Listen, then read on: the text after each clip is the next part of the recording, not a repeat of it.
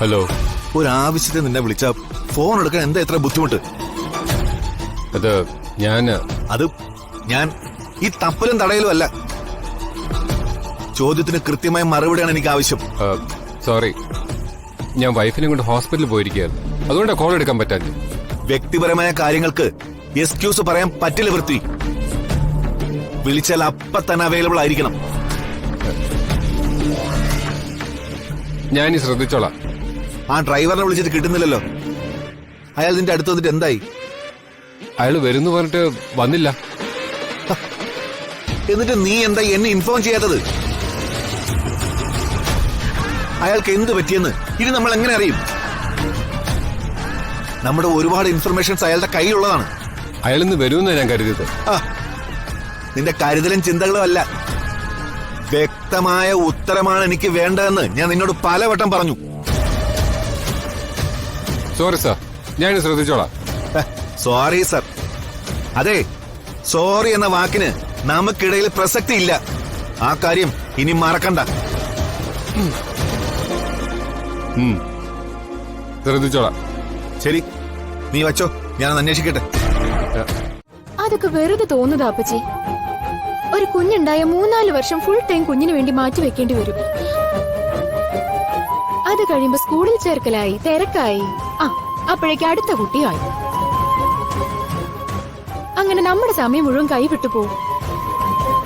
നീ പറയുന്നതിൽ കാര്യമൊക്കെ ഉണ്ട്. പക്ഷെ ഒരു പ്രശ്നം എന്താന്ന് വെച്ചാല്, ഇപ്പൊ നിനക്കൊരു ഉഗ്രൻ ചാൻസ് ആണ് കിട്ടിയിരിക്കുന്നത്. നീ ഗർഭിണിയാണെന്ന് അറിഞ്ഞതോടെ അവര് നിന്നോട് പെരുമാറുന്ന രീതിയൊക്കെ കണ്ടില്ലേ? മോളെ, അതാ ഞാനും പറയുന്നത്. നിനക്ക് ഇന്ദ്രപ്രസ്ഥത്തിലെ രാജ്ഞിയാവാൻ കിട്ടിയ ഏറ്റവും നല്ല അവസരം ഇത്. നീ ഗർഭിണിയാണെന്നറിഞ്ഞതോടെ അവരുടെ രീതികളൊക്കെ മാറിയത് കണ്ടില്ലേ? നിന്നെ അവരിപ്പോ ഇത്രയും കാര്യമായിട്ട് നോക്കുന്നത് നിന്റെ വയറ്റിൽ വളരുന്ന ഇന്ദ്രപ്രസ്ഥത്തിന്റെ അടുത്ത അവകാശിയെ കരുതിയ. അതെ, നിനക്ക് ആ ബോധം ഇല്ലെങ്കിലും ഈ വീട്ടിലുള്ളവർക്ക് ആ ബോധമുണ്ട്. ഈ കുട്ടിയെ നീ വേണ്ടെന്ന് വെച്ചെന്നെങ്ങാനും ഇവിടെ ഉള്ളവരറിഞ്ഞ അതോടെ നിനക്കിപ്പോ കിട്ടുന്ന പരിഗണന ഇല്ലാതാകുന്നു മാത്രമല്ല, നിന്നെ അവര് ചിലപ്പോ ഇവിടെ നിറക്കി വിടാൻ പോലും സാധ്യതയുണ്ട്. അമ്മേ, അല്ല എന്നാലും അപ്പച്ചി. ഒരെന്നാലും ഇല്ല. നിന്റെ വയറ്റിൽ വളരുന്നത് ഈ തറവാടിന്റെ ഐശ്വര്യമാണെന്നാ അവര് വിശ്വസിക്കുന്നത്. ഇനി എല്ലാവരും നിന്നെ ശ്രദ്ധിക്കാനും പരിഗണിക്കാനും തുടങ്ങുന്നതോടെ ആ ദുർഗയ്ക്ക് ഈ വീട്ടിൽ ഒരു വിലയില്ലാതാവും. അതല്ലേ നമുക്ക് വേണ്ടത്? അതെ അശ്വതേ, നീ കൂടുതൽ ആലോചിച്ച് കഷ്ടപ്പെടണ്ട. ഈ വീട്ടിലെ എല്ലാം നിനക്ക് സ്വന്തമാവാനും പൃഥ്വി നിന്റെ വരുതിയിൽ കൊണ്ടുവരാനും എല്ലാത്തിനും ഇത് തന്നെയാ നല്ലത്. നീ വെറുതെ അടിച്ചു പൊളിക്കാൻ സമയം കിട്ടിയില്ല, കറങ്ങാൻ പോയില്ല, നടക്കാൻ പോയില്ല എന്നൊക്കെ പറഞ്ഞ് കയ്യിൽ വന്ന ഭാഗ്യം തട്ടിക്കളഞ്ഞാ നീ പെട്ടുപോകും. ഞാൻ പറഞ്ഞേക്കാം.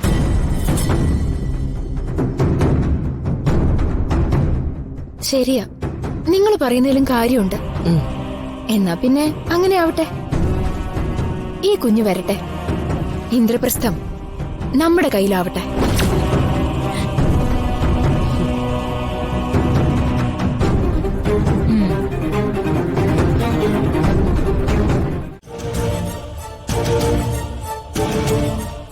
എനിക്ക് വേണ്ടത് എന്റെ അഡ്രസ്സാണ്. എത്ര വൈകിയാലും ഞാനത് നേടിയെടുക്കും.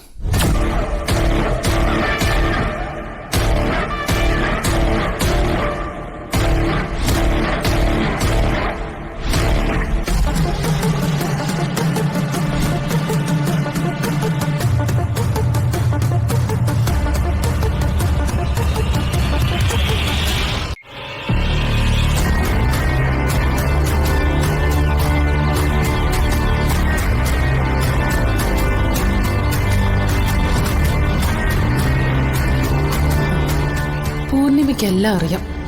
അതാ കിരണിനെയും ദുർഗയും പൂർണിമ സപ്പോർട്ട് ചെയ്യുന്നത്. അപ്പോ മഹിയേട്ടനും എല്ലാം അറിയാമെന്ന് ഉറപ്പാ. ഞാനും പൃഥ്വിയൊക്കെ എങ്ങനെ പ്രതികരിക്കുമെന്ന ടെൻഷൻ കൊണ്ടാവും മഹിയേട്ടനൊന്നും പറയാത്തതും കിരണിനെ അംഗീകരിക്കാത്തതും. ഒപ്പം കുടുംബത്തിന്റെ സൽപ്പേര് പോകുന്നതും മഹിയേട്ടനെ മറ്റുള്ളവര് പഴിക്കുമെന്ന ചിന്തയും ഉണ്ടാവും. പക്ഷേ മഹിയേട്ടനെ കൊണ്ട് കിരണിനെ അംഗീകരിപ്പിക്കാനാണ് പൂർണിമ ഉൾപ്പെടെയുള്ളവർ ശ്രമിക്കുന്നത്. അങ്ങനെ സംഭവിച്ച പിന്നെ ജീവിച്ചിരുന്നിട്ട് കാര്യമില്ല. ഞാൻ മഹിയേട്ടന്റെ രണ്ടാം ഭാര്യയും എന്റെ മകൻ രണ്ടാം ഭാര്യയുടെ മകനുമായി മാറും. അതൊരിക്കലും സംഭവിക്കാൻ പാടില്ല. ദുർഗയെയും കിരണിനെയും ഇവിടുന്ന് ഒഴിവാക്കാൻ ചന്ദ്രേട്ടനോട് പറഞ്ഞിട്ട് ഇതുവരെ ഒരു നീക്കം ഉണ്ടായിട്ടില്ല. പൃഥ്വിയോട് കാര്യങ്ങൾ തുറന്നു പറയാന്ന് വെച്ചാൽ അവൻ എടുത്തു ചാടി ബഹളം വെച്ച് എല്ലാരും എല്ലാം അറിയുന്ന സിറ്റുവേഷനിൽ എത്തിക്കും. അങ്ങനെ സംഭവിച്ച ചിലപ്പോ മഹിയേട്ടൻ കിരണിനെ അംഗീകരിക്കും. അതോടെ എല്ലാം തീരും. ഇനി എന്താ ഒരു വഴി? മഹിയേട്ടനെ കൊണ്ട് തന്നെ കിരണിനെയും ദുർഗയെ ഇവിടെ നിന്ന് ഇറക്കി വിടുവിക്കണം. അല്ലാതെ ഒരു വഴിയുമില്ല.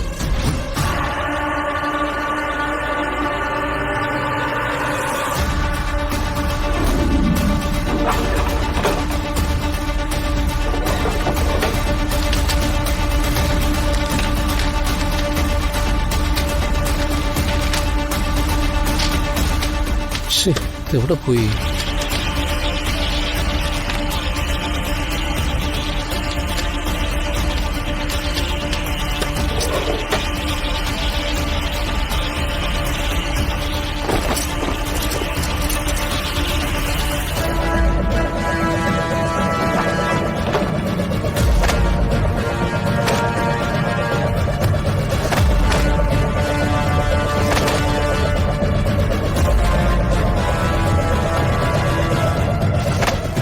കുറെ നേരമായെന്ന് തോന്നുന്നല്ലോ ഇവിടെ കിടന്ന് തിരിഞ്ഞു കളിക്കാൻ തുടങ്ങിയിട്ട്.